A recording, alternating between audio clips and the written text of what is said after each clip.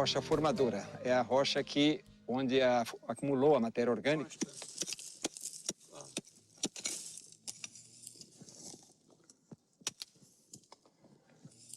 Aqui pode-se ver muito bem, né, que a rocha é escura, bem escura, preta, né?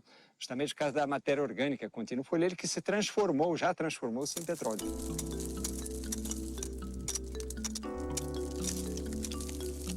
Essa rocha geradora, nesse caso aqui, onde ela está aflorando, pode-se deduzir que teve muito soterramento sobre ela, ou seja, alguns quilômetros de rochas sobre ela, e que, com o tempo, foram desgastadas.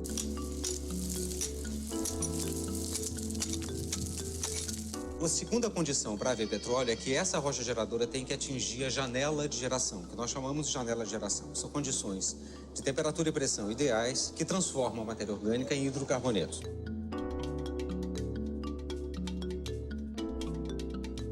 O óleo, ele passa por um processo, né, de longo tempo de maturação, ele passa por várias transformações. É como se fosse um forno natural.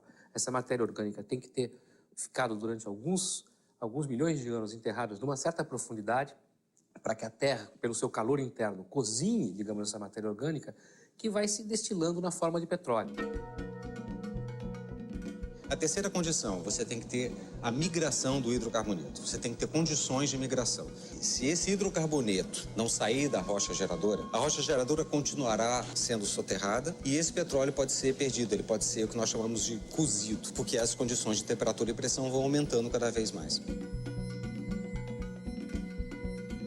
Ela migra através de falhas, principalmente. Falhas são descontinuidades na estratificação, né? E que atravessam as rochas. São condutos que muitas vezes funcionam como caminho para o petróleo migrar até chegar num reservatório. A quarta condição é que você tem que ter uma rocha reservatório. A rocha reservatório, ela tem que ter o que nós chamamos de poro, ou seja, espaços vazios. Ela tem que ter porosidade, quer dizer, a capacidade de armazenamento. O petróleo poderia ocorrer como um rio subterrâneo, né? Quando não é o caso. Na verdade, ele ocorre bastante sutilmente nos poros de uma rocha permeável, né? No caso, um arenito. Aqui é um pedaço do arenito, né? E que está totalmente saturado de óleo. Você está vendo só uma cor escura, no caso, o petróleo. Mas, na verdade, aqui está cheio de grãos também, né? Grãos de quartzo, feldespato, que formam o arenito. O petróleo, na verdade, ele está só impregnando os poros. A gente pode ver aqui um arenito esbranquiçado, cheio de grãos de quartzo e permeabilidade também, porosidade e permeabilidade. A gente quebra ele aqui, só se vê os grãos de quartzo e formando o arenito, né? E praticamente sem o petróleo. Podem comparar com essa amostra aqui, em que o arenito está totalmente saturado de petróleo.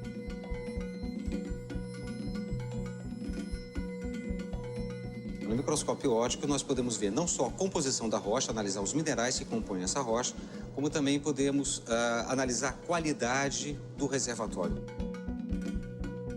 Então, esse é um exemplo de uma rocha reservatório, é um arenito.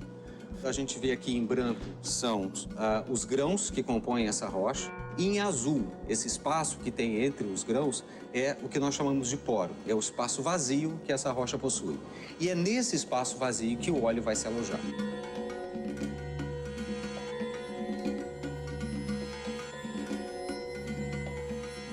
Essa rocha reservatório tem que estar capeada para uma outra rocha impermeável para que o petróleo se acumule ali dentro.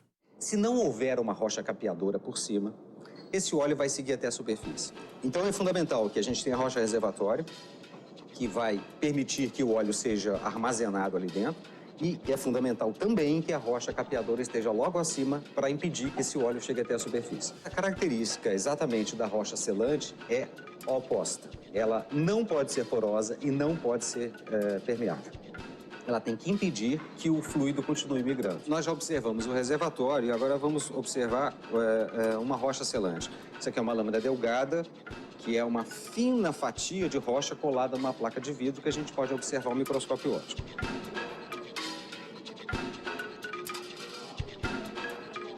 Como a gente pode observar aqui, não existe nada em azul.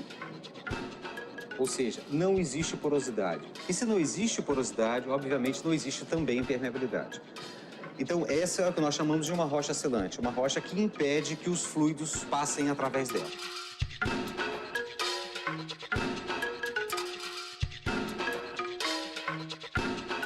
Existem, na realidade, 5 condições básicas para você ter o petróleo. A gente vê que são condições muito especiais e o petróleo na natureza acaba sendo muito mais uma exceção do que uma regra. Todas essas etapas, elas têm que se dar em conjunto. Não basta ter uma e não ter a segunda, não ter a terceira. Quer dizer, ela tem que ter uma sequência e além disso, além de ter essa sequência, ela tem que ter um sincronismo importante.